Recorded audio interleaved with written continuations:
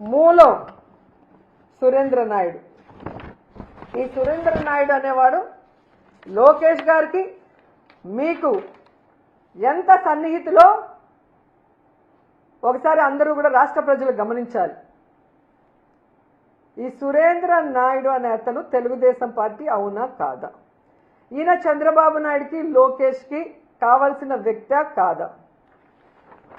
మరి ఈయన ద్వారా మద్యం ఏ విధంగా దొరికింది? తంబలపల్లిలో 17,000 లీటర్లు, ఇబ్రహీంపట్నంలో 3,000 లీటర్లు ఎలా దొరికిందో మీరు చెప్పాలి. ఎందుకు మీకు ఈయన క్లోజ్ అని నేను ఇంత గంటాపదంగా చెప్తున్నానంటే, ఈ కట్టా సురేంద్ర అనే వ్యక్తి 2006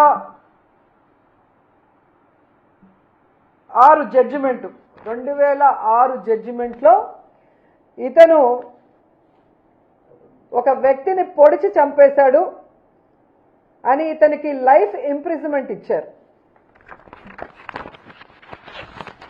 ఇదో చూడండి.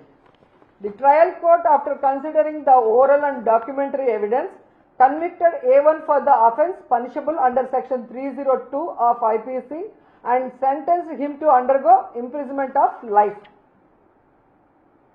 సో ట్రయల్ కోర్ట్ ఇచ్చిన దాన్ని మళ్ళీ ఈయన హైకోర్టుకి వెళ్ళాడు.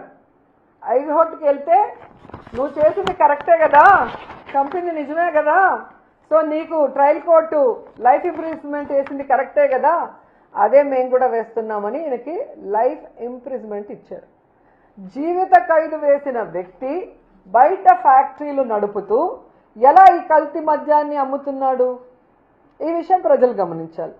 ఎందుకంటే చంద్రబాబు నాయుడు 2014లో అధికారంలోకి వచ్చాక తాను అధికారంలో ఉన్న ఈ 2014 నుంచి 19 మధ్యలో ఆయనకి క్షమాభిక్ష పెట్టించి లోపల నుంచి బయటికి వచ్చేలాగా చేశాడు.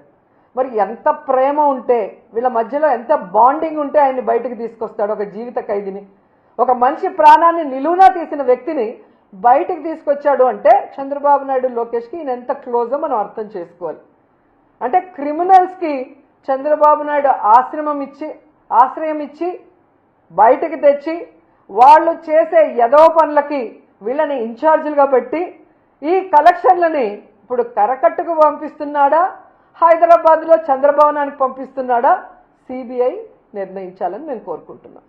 ఎందుకంటే ఒక రాష్ట్రంలో కల్తీ మద్యం ఫ్యాక్టరీలను నెలకొల్పి విచ్చలవిడిగా కల్తీ మద్యాన్ని రైట్ ట్రయల్గా అమ్మిస్తూ ప్రజల ప్రాణాలు తీస్తుంటే ఈరోజు చంద్రబాబు నాయుడు ప్రభుత్వానికి సంబంధించిన ఒక కమిటీ వేస్తే అది ఖచ్చితంగా చంద్రబాబు రాసిచ్చిన స్క్రిప్టే వాళ్ళు చదువుతారు. దానివల్ల ఎటువంటి ఉపయోగం ఉండదని గతంలో చంద్రబాబు నాయుడు అధికారంలో ఉన్నప్పుడు నారాయణ స్కూల్స్లో జరిగిన మర్డర్స్లో కానీ, ఇలాంటి అనేక విషయాల్లో, మన గోదావరి పుష్కరాల్లో కానీ, అలాగే తిరుమల తొక్కిసలాట విషయంలో కానీ, ఇలా అన్నిట్లో ఒక తూతూ మంత్రంగా ఒక కమిటీని వేసి చేతులు దులుపుకుంటారు. ఇది మేము ఒప్పుకోం. ఇది ఎంతోమంది ప్రజల ప్రాణాలు సంబంధించింది, పోయాయి చాలామంది ప్రాణాలు, చాలామంది మహిళల మాన ప్రాణాలు పోయినాయి, వాళ్ళ పసుపు కుంకుమలు పోయినాయి, వాళ్ళ తాలిబొట్లు తెగిపోతున్నాయి. కాబట్టి మేము మోడీ గారికి చేతులెత్తి రిక్వెస్ట్ చేస్తున్నాం, సిబిఐ ఎంక్వైరీ వేయండి, దీంట్లో తప్పు చేసిన వాళ్ళు ఎంత పెద్దవాళ్ళైనా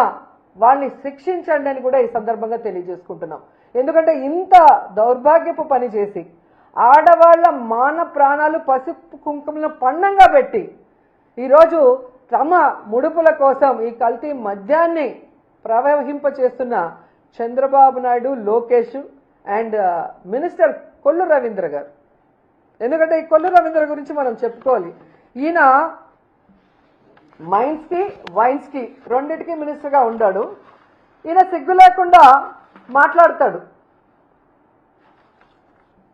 ఇంత ప్రూఫ్స్తో కూడా దొరికితే చంద్రబాబు నాయుడు ఏమో వైఎస్ఆర్సీపీ వాళ్ళతో ఎక్కడ సౌత్ ఆఫ్రికాలో బిజినెస్ చేస్తున్నారని ఒక డైవర్షన్ కట్టుకథ చెప్తుంటే, ఈ కొల్లు రవీంద్ర చెప్తాడు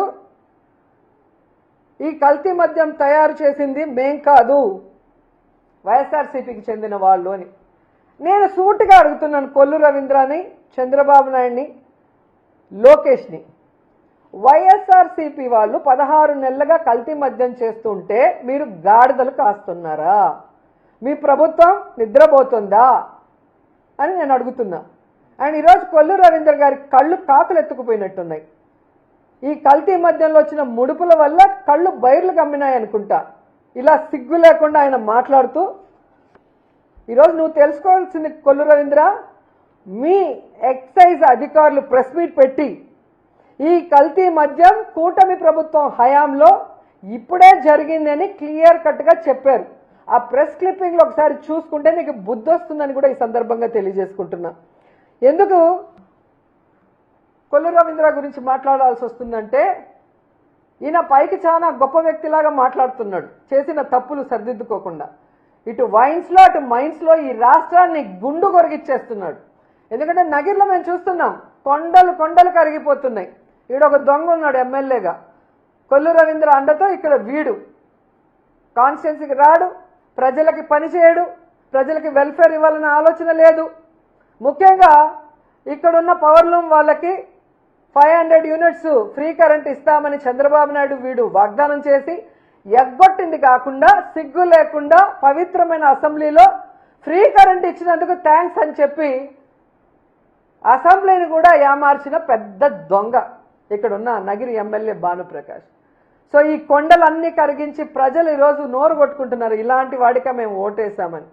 ఇలా ప్రతి నియోజకవర్గంలో మట్టి దోచుకోవడం, కొండల్ని గొరిగేయటం, కల్తీ మద్యాన్ని బెల్ట్ షాపుల ద్వారా విచ్చలవిడిగా అమ్మించి ప్రజల ఆరోగ్యంతో, మహిళల మాన ప్రాణాలతో, పసుపు కుంకుమలతో చెలగాట మారుతున్నందువల్ల ఇతని మీద ఖచ్చితంగా కేసు పెట్టాలి, ఇతన్ని మంత్రిగా సస్పెండ్ చేయాలని కూడా డిమాండ్ చేస్తూ, ఇతనితో పాటు ప్రిన్సిపల్ సెక్రటరీ ముఖేష్ కుమార్ మీనా పైన కూడా ఎంక్వైరీ చేయాలి అనేసి కోరుకుంటున్నాం. ఎందుకంటే ఈయన ఈ మీనా హయాంలోనే ఎన్నికల ఈవీఎంలను ఎలా కల్తీ చేశాడు, ఆ రోజు ఎన్నికల ఈవీఎంలను కల్తీ చేయడమే కాకుండా ఈరోజు మీరు చూస్తే ఈ కల్తీ మద్యం ద్వారా ఎంతమంది మహిళల జీవితాలు నాశనం చేశాడో దానికి ముఖేష్ కుమార్ మీనా కూడా కారణం. కాబట్టి వీళ్ళందరి మీద సిబిఐ విచారణ వేసి వీళ్ళందరినీ కూడా పనిష్ చేయాలి. ఈ రాష్ట్రంలో కల్తీ మద్యాన్ని, గంజాయిని, డ్రగ్స్ని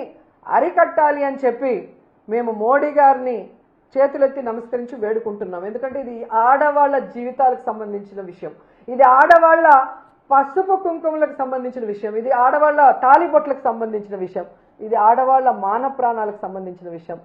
మోడీ గారు ఖచ్చితంగా మీరు మంచి నిర్ణయం తీసుకొని సిబిఐ ఎంక్వైరీ వేయిస్తారు, ఆడవాళ్ళని కాపాడతారు, ఆడవాళ్ళకి అండగా నిలబడతారని చెప్పి మనస్ఫూర్తిగా నేను కోరుకుంటున్నాను.